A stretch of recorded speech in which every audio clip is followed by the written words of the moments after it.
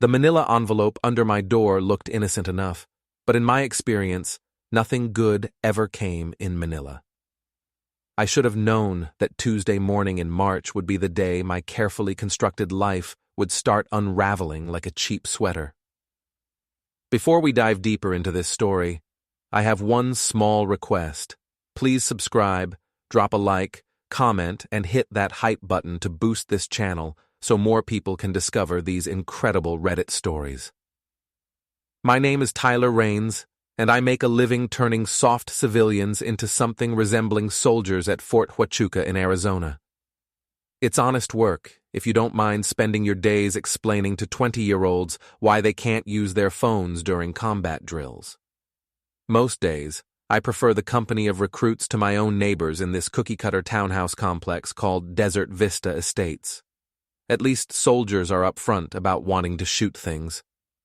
I picked up the envelope, noting it had no return address, just my name written in block letters that screamed, "Anonymous Tip." Inside, I found a collection of items that made my morning coffee taste like battery acid. Parking violation logs from our HOA, time-stamped security camera photos, and a handwritten note that read, "You might want to see what's been going on while you're away." The photos showed a silver BMW parked in my designated spot on at least 6 different occasions. The parking logs, signed by our anal-retentive HOA president Mr. Covey, documented unauthorized vehicle in space 47B with military precision. But it was the final photo that made my pressure spike. A clear shot of some guy in an expensive suit signing for a package at my front door, looking very comfortable doing it. My wife Vanessa had been having her wine nights with the girls more frequently lately. 3 times a week? Sometimes 4. Always on nights when I was pulling late shifts at the base, training the night crews or catching up on paperwork. I'd come home to find wine glasses in the sink, sometimes 2, sometimes 3, and the lingering scent of perfume that wasn't Vanessa's usual brand. "Tyler, you're being paranoid," she'd say whenever I asked about the extra glasses. Marcy and Tiff came by after their yoga class. You know how they are about trying new wines. Marcy and Tiff were Vanessa's real estate friends, 2 women in their 30s who treated gossip like an Olympic sport and wine like a food group. I'd met them at neighborhood barbecues and company parties where they'd corner me with questions about military life, while their eyes glazed over the moment I started talking about anything more complex than which uniform I wore on which day. I spread the photos across my kitchen table like evidence in a crime scene, which I was beginning to realize they probably were. The silver BMW appeared to belong to someone who felt very comfortable in my space, someone who knew exactly when I wouldn't be home, someone who had no problem accepting deliveries on my behalf. My phone buzzed with a text from Vanessa. "Working late again tonight. Client wants to see 3 more properties. Don't wait up. Love you." I stared at the message, then at the photos, then back at the message. Working late, right. I'd been married to Vanessa for 8 years, and I knew her work schedule better than she thought I did. Real estate agents in our area rarely showed properties after 6 p.m., especially not on weekdays. Most of her clients were military families like us, people who worked regular hours and wanted to see houses during daylight. The front door of the townhouse next to mine opened, and Jill Martinez stepped out to grab her newspaper.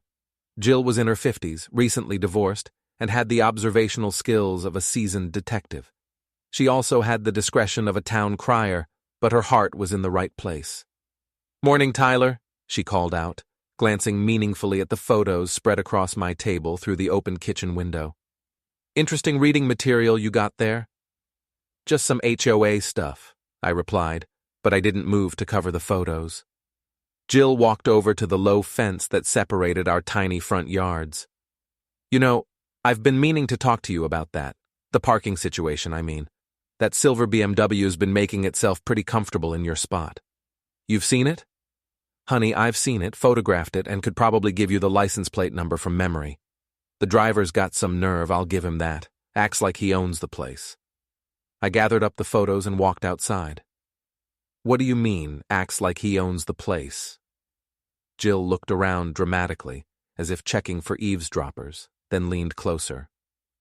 Well, he's got a key to your front door, for starters, and he's been signing for your packages like he's the man of the house. UPS guy told me he introduced himself as Mr. Rains last week. The coffee in my stomach turned to acid. He said he was Mr. Rains? Bold as brass. Signed for that big Amazon delivery you got on Thursday. You know, the one with the new bedsheets Vanessa ordered. I remembered that delivery. Vanessa had mentioned ordering new sheets for the guest bedroom, said she wanted to freshen things up for when my sister visited next month. At the time, I'd thought it was considerate.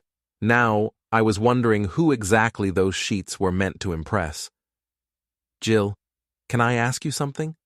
And I need you to be completely honest with me. She straightened up, sensing the seriousness in my voice. Of course, honey. How long has this been going on? The BMW, the package signing, all of it. Jill was quiet for a moment, studying my face. Tyler, are you sure you want to know? I need to know. She sighed. About 3 months, maybe 4. It started around Christmas, just after you got back from that training exercise in California. At first, I thought maybe it was a relative or something, but then I noticed the pattern. He only shows up when you're not home, always parks in your spot, always acts like he belongs there. 3 months. I'd been deployed to California for 2 weeks in December for a joint training exercise with the Marines. When I came back, Vanessa had seemed different. More attentive, more affectionate, more interested in my work schedule. I'd thought she'd missed me. Now I was wondering if she'd been planning. There's something else, Jill continued, lowering her voice. Last Tuesday, when you were working late, I saw him leave around midnight. He kissed her goodbye on the front step. Not a friendly peck, Tyler. A real kiss.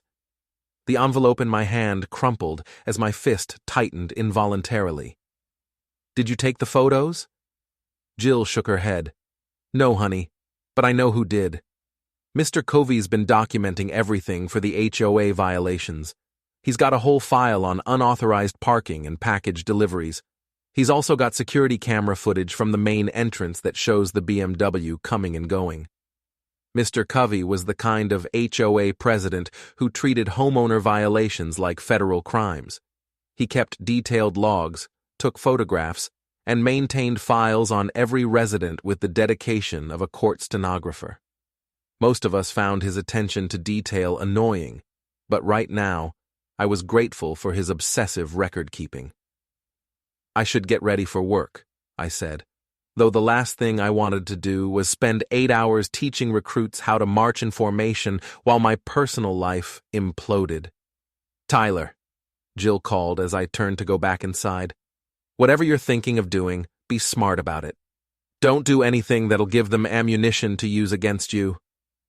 I nodded and went back inside, but my mind was already racing ahead to the conversation I'd need to have with Vanessa when she got home from her late client meeting. I had evidence now, documentation, witnesses. I had everything I needed except the courage to use it. The rest of the day passed in a blur of training exercises and paperwork, but my mind kept drifting back to the photos, to Jill's words, to the image of some stranger kissing my wife goodbye on our front step. By the time I got home that evening, I'd made a decision. I was going to find out exactly who Mr. BMW was, and then I was going to make sure he regretted ever parking in my spot. The next morning, I did something I'd never done in 8 years of marriage. I called in sick to work and spent the day conducting surveillance on my own home. It felt ridiculous and necessary at the same time, like wearing a bulletproof vest to a family dinner. I parked my truck 3 blocks away and walked back through the desert scrub behind our complex, positioning myself where I could see our townhouse through a gap in the oleander bushes. At 800 hours, Vanessa left for work in her red Honda Civic, coffee mug in hand, looking like the picture of suburban innocence. At 8:47 hours, the silver BMW pulled into my parking spot. The driver was exactly what I'd expected. Mid-30s, expensive suit, the kind of confident swagger that comes from never having anyone tell you no. He had dark hair, perfectly styled, and wore sunglasses that probably cost more than my monthly car payment. He walked to my front door like he owned the place, pulled out a key, and let himself in. My key. He was using my key. I stayed in position for 2 hours, watching my own home like it was enemy territory. At 10:30 hours, a UPS truck pulled up. The driver knocked on the door, and Mr. BMW answered, signed for a package, and chatted with the delivery guy like they were old friends. The casual way he handled the interaction told me this wasn't his first time playing house in my living room. When the BMW finally left at 1200 hours, I waited another 30 minutes before approaching the house. Everything looked normal from the outside, but inside, I could smell his cologne lingering in the air. It was expensive, sophisticated, everything I wasn't. I found the package he'd signed for on the kitchen counter, new curtains for the bedroom, ordered by Vanessa. I spent the afternoon setting up my own surveillance system. I had some experience with reconnaissance equipment from my military days, and I knew how to be thorough without being obvious. I installed a small camera in the living room, hidden behind a picture frame, and another one pointed at the front door from inside the coat closet. Both cameras were motion-activated and would send alerts to my phone. That evening, Vanessa came home with Chinese takeout and a story about showing houses to a difficult client. "How was your day?" she asked, settling onto the couch with her lo mein. "Quiet," I said. "Stayed home sick. Felt like I was coming down with something." She looked concerned, reached over to feel my forehead. "You do feel a little warm. Maybe you should take tomorrow off too." The concern in her voice sounded genuine, which somehow made everything worse. How do you reconcile the woman who worries about your fever with the woman who gives house keys to strangers? "I'll see how I feel in the morning," I said. That night, I lay awake listening to Vanessa breathe beside me, wondering how long this had been going on, wondering what else I didn't know. My phone was on the nightstand, waiting for alerts from the cameras I'd installed. Part of me hoped they'd never go off. Part of me hoped they would, just so I'd know for certain. At 3:17 a.m., I got my first alert. The motion sensor in the living room had been triggered. I opened the app on my phone and watched grainy night vision footage of Vanessa moving through our living room in her bathrobe. She was on her phone, texting someone. The timestamp showed she'd been up for at least 10 minutes. I pretended to be asleep and listened to her pad quietly back to bed. Her phone buzzed with a response text, and I heard her typing back. The conversation went on for another 5 minutes before she finally settled down. The next morning brought another manila envelope. This one slipped under my door while I was in the shower. Inside was a printed copy of the HOA's complete parking violation file for space 47B, along with a note. "Thought you might want the full documentation. A concerned neighbor." The file was comprehensive. Mr. Covey had been tracking unauthorized parking in my spot since December 15th, just 3 days after I'd returned from California. The violations occurred every Tuesday and Thursday, sometimes Fridays, always during my regular work hours. The BMW's license plate was clearly visible in every photo. Arizona plates, registration to David Mitchell, address listed as 1247 Saguaro Ridge Drive. David Mitchell. Now I had a name. A quick Google search revealed that David Mitchell was a mortgage broker at Desert Financial Services, one of the companies Vanessa's real estate agency worked with regularly. His LinkedIn profile showed him smiling confidently in the same expensive suit I'd seen him wearing yesterday. His company bio described him as a dedicated professional who goes above and beyond for his clients. Apparently, his idea of going above and beyond included sleeping with his clients' wives. I called Ramon Torres, my old army buddy, who now worked private security in Phoenix. Ramon was the kind of guy who could find information on anyone, and he owed me a favor from our deployment days. "Tyler, man, good to hear from you. What's going on?" "I need some background information on someone. David Mitchell, mortgage broker, Desert Financial Services." What kind of information? Everything. Work history, personal life, financial situation, where he eats lunch. I want to know what brand of toothpaste he uses. Ramon was quiet for a moment. This wouldn't have anything to do with your wife, would it? What makes you say that? Because you sound like a man who's about to do something stupid, and in my experience, that usually involves a cheating spouse. I filled Ramon in on the situation, showed him the photos and documentation. He listened without judgment, asked a few clarifying questions, and agreed to help. "Give me 24 hours, he said. "I'll get you everything you need.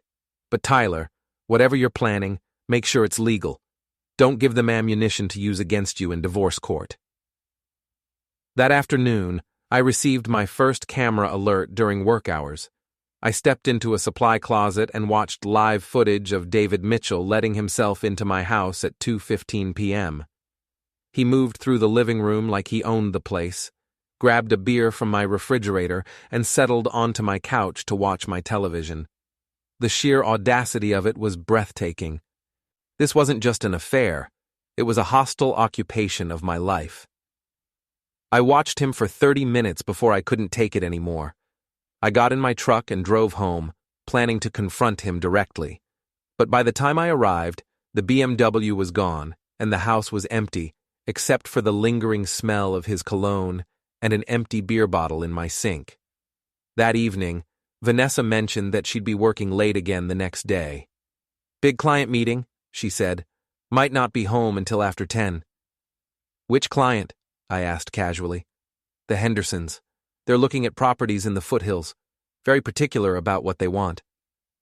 I nodded and made a mental note to drive by the Henderson property tomorrow evening.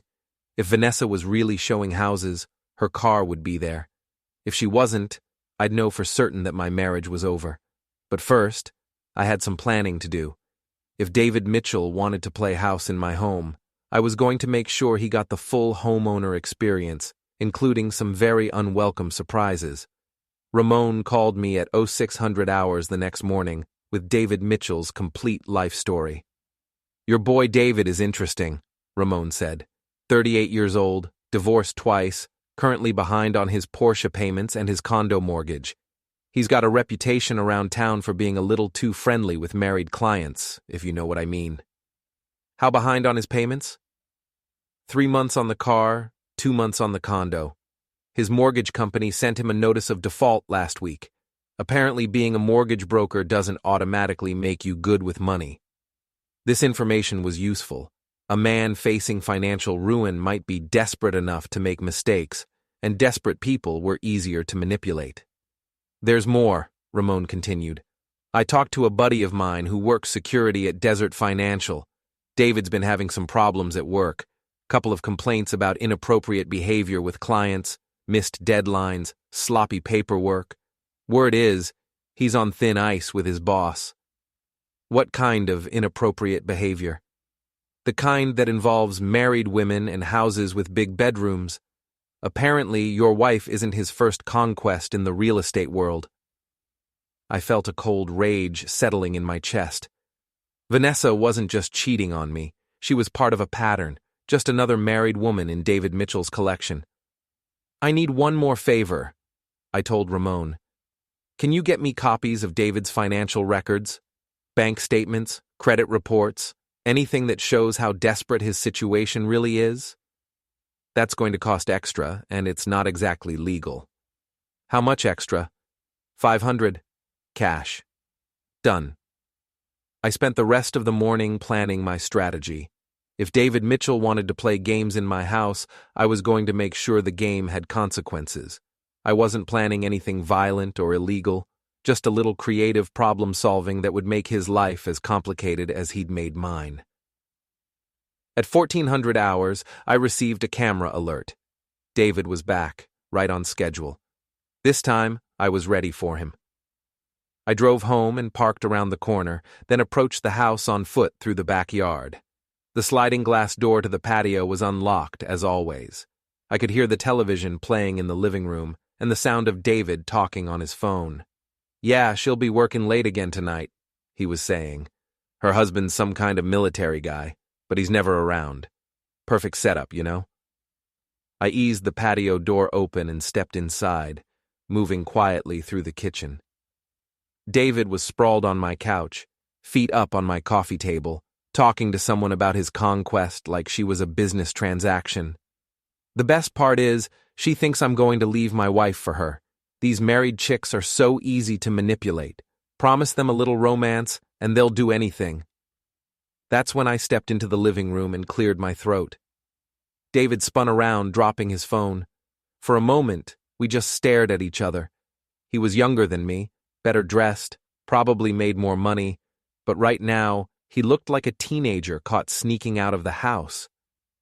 "You must be David," I said conversationally.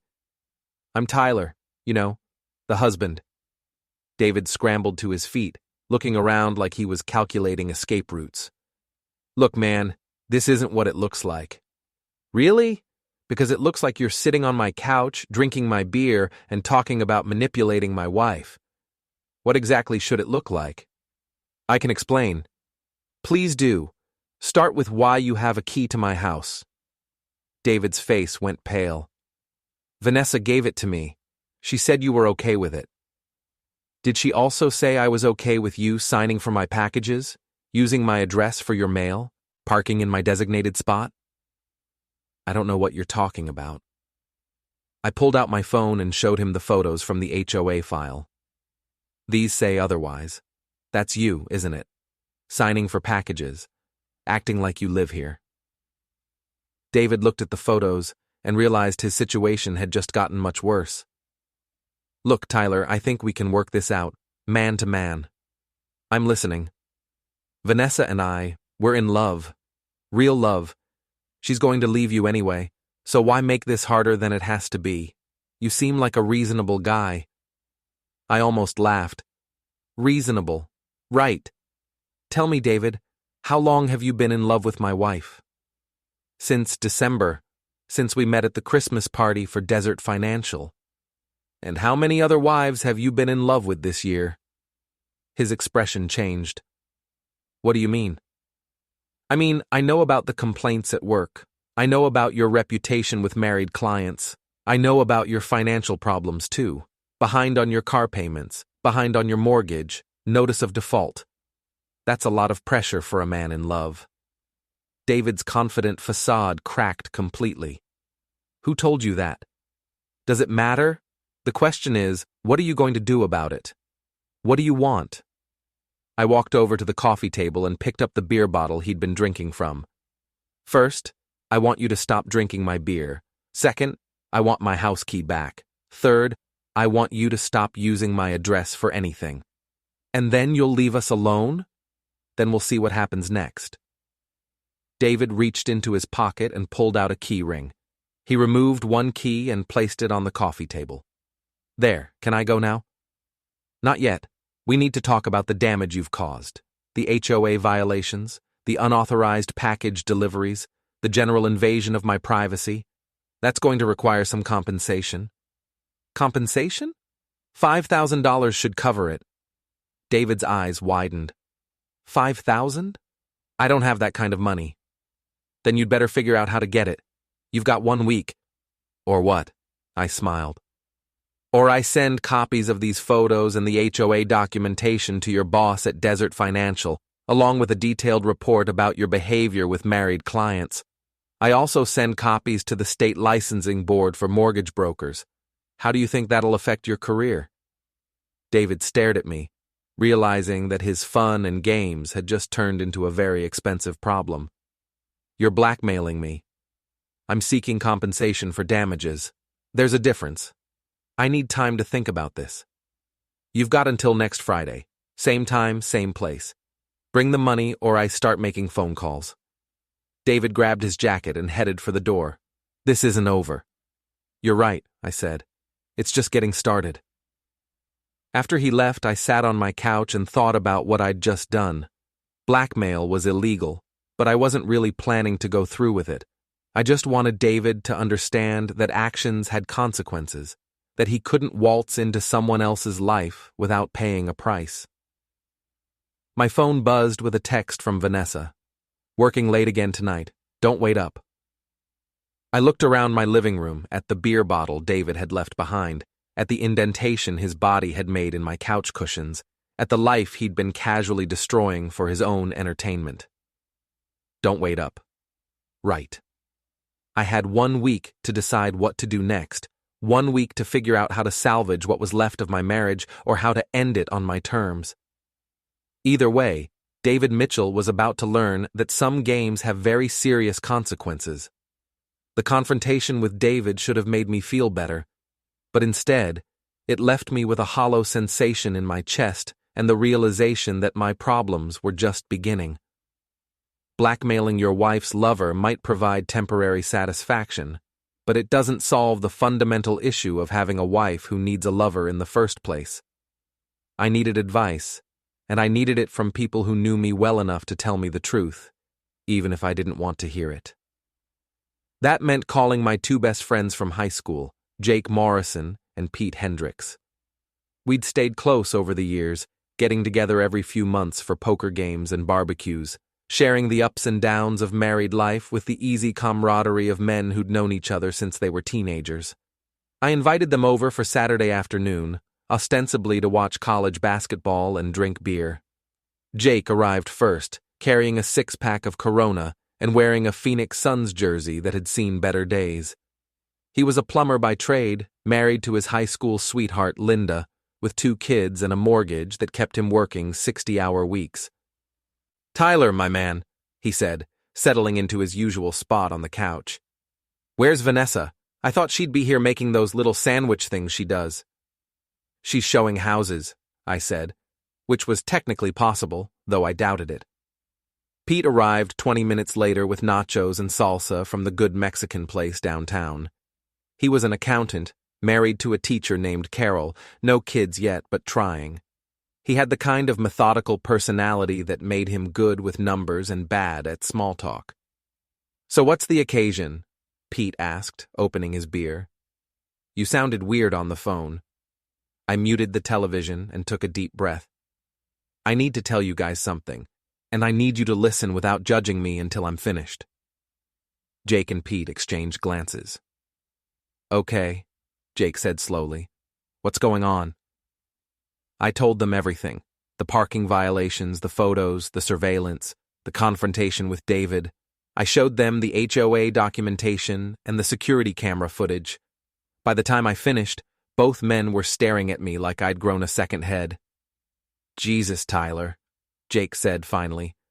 "How long has this been going on?" 3, maybe 4 months that I can prove. Could be longer. Pete was studying the photos with his accountant's attention to detail. "This David guy, he's got some serious balls. Using your address, signing for packages, acting like he lives here." That's what I thought. "So what are you going to do?" Jake asked. "I don't know. That's why I asked you guys over here. I need advice from people who aren't emotionally invested in this situation." Jake leaned forward. "Tyler, you need to confront Vanessa directly. Show her the evidence, demand an explanation, and then decide whether your marriage is worth saving. And if it's not, then you file for divorce and move on with your life. You're 34 years old, you've got a good job, you're not bad looking, you'll find someone else." Pete shook his head. "It's not that simple. They've been married 8 years. There's property to divide, financial arrangements to untangle. If Tyler plays this wrong, he could end up losing everything." "What do you mean, plays this wrong?" "I mean the blackmail thing with David. That was stupid, Tyler, really stupid. If this goes to court, Vanessa's lawyer will use that against you. They'll paint you as the aggressive, controlling husband who drove his wife into another man's arms." I felt my stomach drop. I didn't think about that. Of course you didn't. You were angry and hurt, so you acted impulsively, but now you've given them ammunition to use against you. Jake looked confused. "Wait, what blackmail thing?" I explained my confrontation with David, the $5,000 demand, the threats about calling his employer. Jake listened with growing alarm. "Dude, that's not blackmail. That's just good negotiating. The guy was trespassing in your house, using your address illegally, violating HOA rules. You've got every right to demand compensation. Pete disagreed. No, he doesn't. He's not the injured party in the HOA violations the HOA is. He's not the victim of mail fraud the Postal Service is. What Tyler did was threaten to expose David's affair unless David paid him money. That's textbook blackmail. So what should I do? I asked. Call David and tell him to forget about the money, Pete said. Tell him you were angry and you said things you didn't mean. Then focus on your marriage. Either work it out with Vanessa or end it legally, but don't get involved in any more schemes. Jake shook his head vigorously. That's terrible advice. Tyler should double down. This David guy thinks he can waltz into another man's house and steal his wife without consequences. Make him pay the $5,000, then use the money to hire a good divorce lawyer. That's illegal, Jake. So is adultery. Actually, adultery isn't illegal in Arizona. It's grounds for divorce, but it's not a criminal offense. They argued back and forth for 20 minutes, Jake advocating for aggressive retaliation and Pete counseling legal caution. I listened to my two best friends debate my future and realized that I was completely alone in this situation. No one else could make these decisions for me, and no one else would have to live with the consequences. Finally, I held up my hand for silence. Okay, I've heard both sides. Let me ask you this. If you were in my situation, what would you actually do? Not what you think I should do, but what you would do if you came home and found out your wife was cheating on you in your own house. Jake answered first. I'd beat the shit out of the guy, throw Vanessa's stuff on the front lawn, and change the locks. And then you'd go to jail for assault and battery, Pete pointed out. What about you, Pete?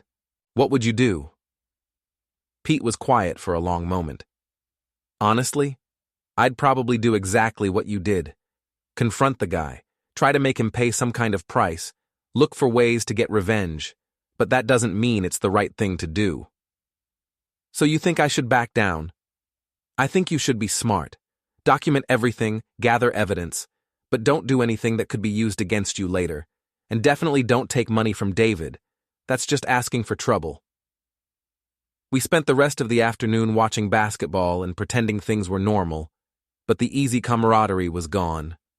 I could feel Jake and Pete watching me, wondering what I was going to do next, probably wondering if they should stay involved in my drama. After they left, I sat alone in my living room and thought about their advice. Pete was probably right about the legal issues, but Jake was right about the emotional ones. David Mitchell had invaded my home, seduced my wife, and treated my life like his personal playground. The idea of just letting him walk away without consequences felt like swallowing broken glass. My phone buzzed with a text message from an unknown number.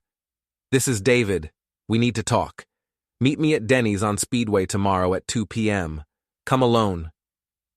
I stared at the message for a long time, wondering what David could possibly want to discuss. Maybe he'd decided to pay the $5,000.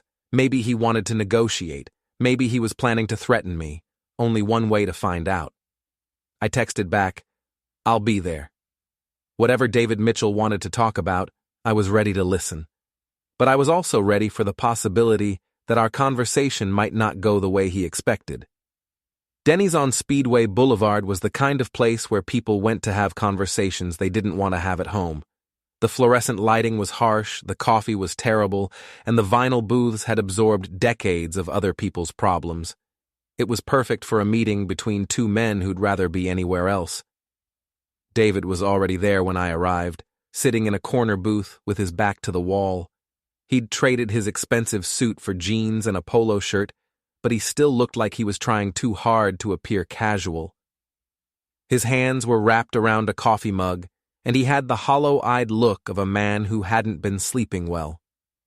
I slid into the booth across from him and ordered coffee from a waitress who looked like she'd rather be anywhere else, too. Thanks for coming, David said. You said we needed to talk, so talk. He was quiet for a moment, staring into his coffee like it might contain answers. I've been thinking about what you said yesterday, about the $5,000. And? I can't pay it. I don't have that kind of money and I can't get it without raising questions I can't answer. That sounds like a personal problem. Tyler, look, I know you're angry. I know you have every right to be. But this thing between Vanessa and me, it's not what you think. I almost laughed. Really? What is it then? It's real. We're in love. She's going to leave you. When? What? When is she going to leave me? Has she filed for divorce? Has she talked to a lawyer? Has she started looking for her own place? David's expression told me everything I needed to know. We're still working out the details. Right. Let me tell you what I think is really happening here, David. I think you're a predator who targets married women because they're vulnerable and desperate for attention. I think you tell them whatever they want to hear, use them for closeness and entertainment, and then move on to the next victim when things get complicated. That's not true, isn't it? How many married women have you been in love with this year? David's face flushed. Vanessa is different. Different how? Different because she gave you a key to her husband's house? Different because she lets you use her husband's address for your mail? Or different because she's stupid enough to believe you're actually going to leave your wife? I'm not married. That stopped me cold. What? I'm not married. I'm divorced. Have been for 3 years. I stared at him, processing this information. Then why did you tell someone on the phone that you were going to leave your wife? David looked confused. I never said that. Yesterday, when I came home and found you on my couch, you were on the phone, talking about how these married women are easy to manipulate because they think you're going to leave your wife. I wasn't talking about my wife. I was talking about you. The pieces clicked into place, and I felt like I'd been punched in the stomach. You were talking about Vanessa leaving me.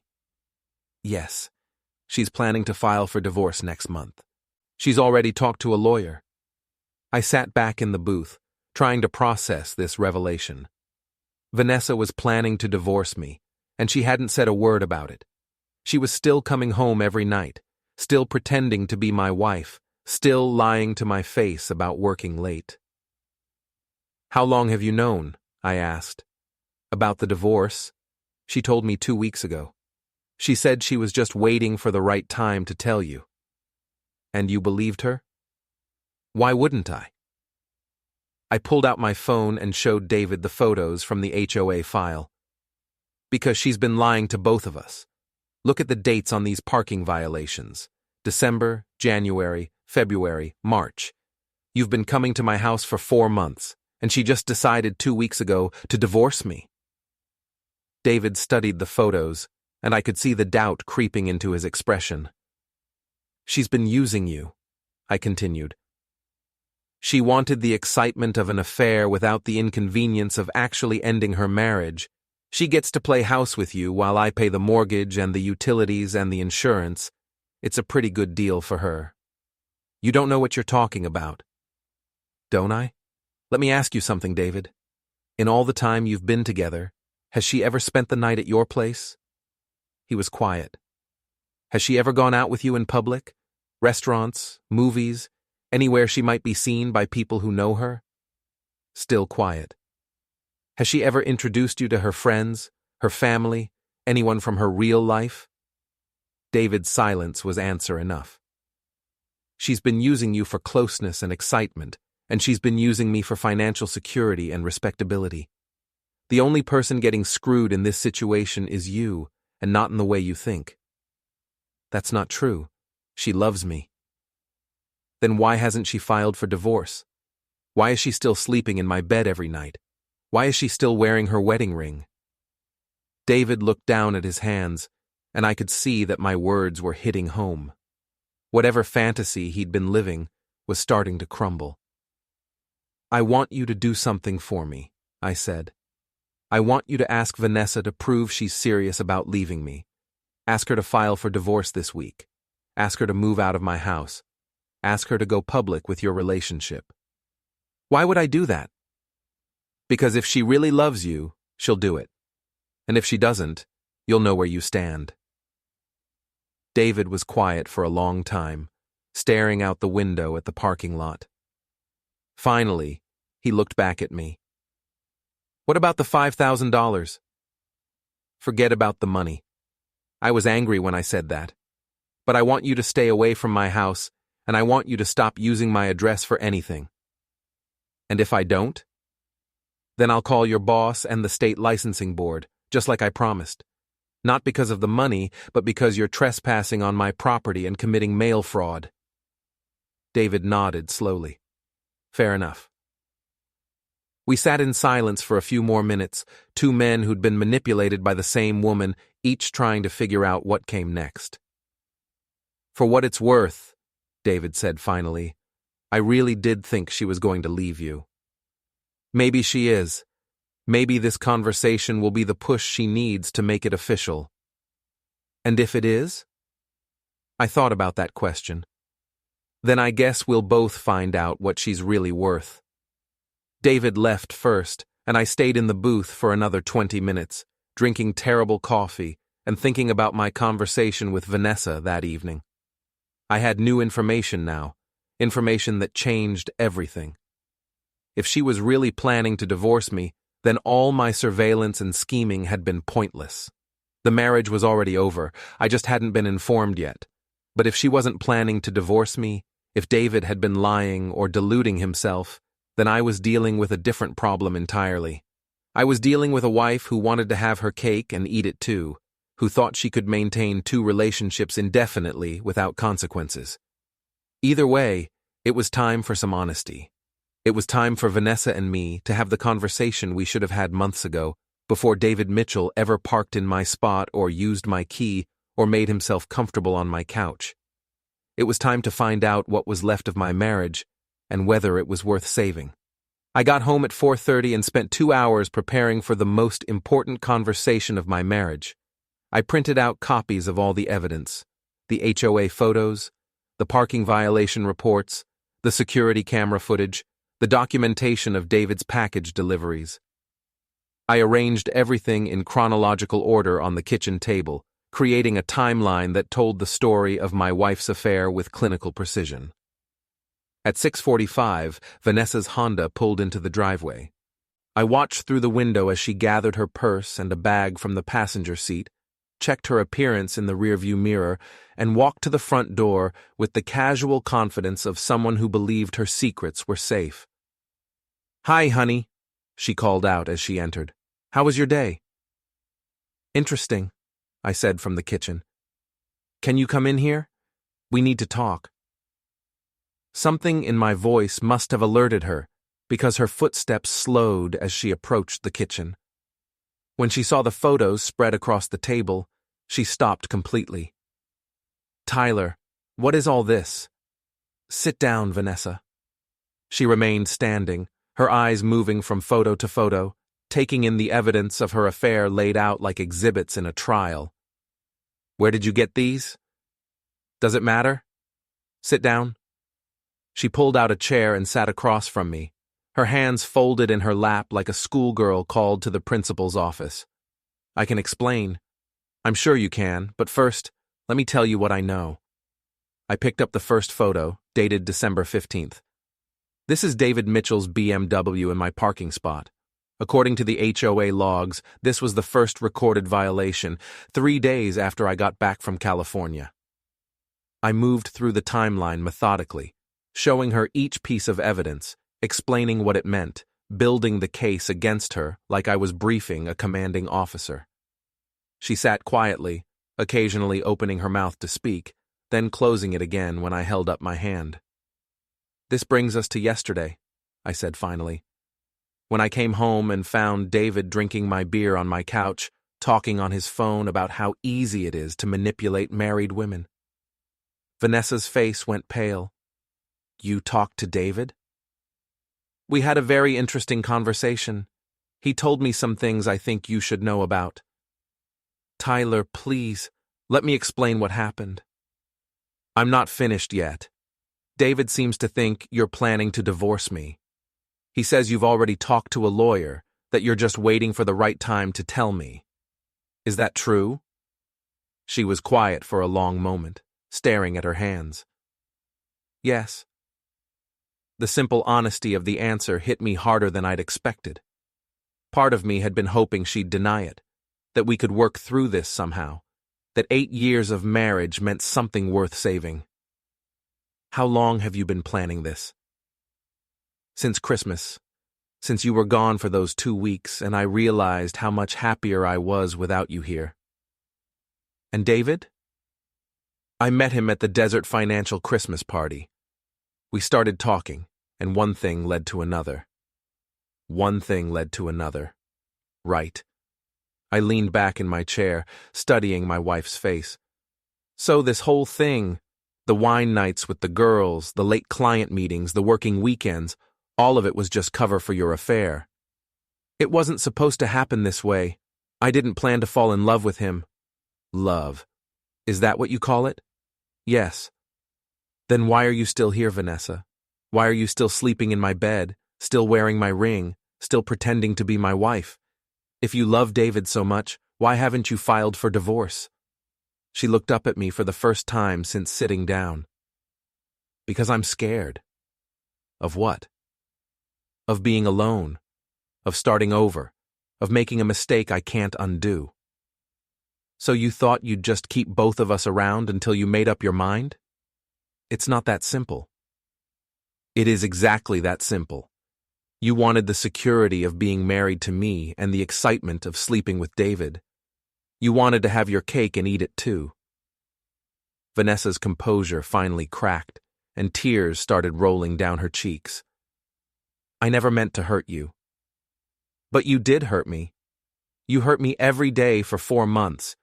Every time you lied about where you were going, every time you came home smelling like his cologne, every time you let him use my house like his personal hotel room. I know. I'm sorry. Sorry doesn't fix this, Vanessa. Sorry doesn't undo 4 months of betrayal. She wiped her eyes with the back of her hand. What do you want me to do? I want you to make a choice. Right now, tonight. Either you end things with David and we try to work on our marriage, or you file for divorce tomorrow and move out of my house. But I'm done being option number 2 in my own life. Tyler, I need time to think. You've had 4 months to think. Time's up. She stared at me across the kitchen table, and I could see her mind working, calculating, trying to find a way to avoid making a decision. It was the same expression she got when she was trying to negotiate a difficult real estate deal, looking for angles and loopholes and ways to get what she wanted without giving up anything in return. What if I choose David? She asked finally. Then you pack your things tonight and find somewhere else to sleep. I'll have divorce papers drawn up tomorrow. And if I choose you? Then you call David right now and tell him it's over. You give me the passwords to all your accounts. You answer every question I have about this affair, and we start marriage counseling immediately. No more secrets, no more lies, no more chances. She was quiet for a long time, looking at the photos spread across the table, looking at me, looking anywhere but at the choice she had to make. I can't, she said finally. Can't what? I can't choose. Not like this, not right now. I gathered up the photos and put them back in their folder. Then you already have chosen. Tyler, please. No, Vanessa. I gave you a choice, and you chose not to choose. That tells me everything I need to know about what our marriage means to you. I stood up and walked to the front door, opening it wide. I want you out of my house tonight. Take whatever you need for a few days, and we'll figure out the rest later. Where am I supposed to go? That's not my problem anymore. Call David, call your friends, call your mother. I don't care. But I want you gone in 1 hour. She sat at the kitchen table for another 5 minutes, crying quietly, waiting for me to change my mind or soften my position. When she realized I wasn't going to budge, she went upstairs and started packing. 47 minutes later, she came back downstairs with 2 suitcases and a garment bag. She stopped at the front door and looked back at me. This isn't how I wanted things to end. Then you shouldn't have started something you weren't prepared to finish. She walked out the door and loaded her bags into her car. I watched from the window as she sat in the driveway for several minutes, probably calling David or her friends or trying to figure out where to spend the night. Finally, her Honda backed out of the driveway and disappeared down the street. I closed the door, locked it, and engaged the security chain. Then I walked through my house, checking every room, making sure she hadn't left anything behind that would give her an excuse to come back. In the bedroom, I found a note on my pillow. "I'm sorry for everything. I hope someday you can forgive me. V." I read the note twice, then tore it into small pieces and threw it in the trash. It was over. 8 years of marriage, finished in less than an hour of honest conversation.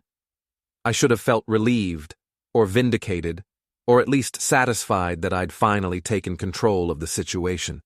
Instead, I felt empty. I sat on my couch, the same couch where David had made himself comfortable just 2 days earlier, and tried to figure out what came next. I had a house to myself, a life to rebuild, and all the time in the world to decide what kind of man I wanted to be now that I was no longer Vanessa's husband. But first, I had some phone calls to make. Jake and Pete needed to know what had happened, Ramon needed to be updated on the situation, and I needed to find a good divorce lawyer. The war was over, but the paperwork was just beginning.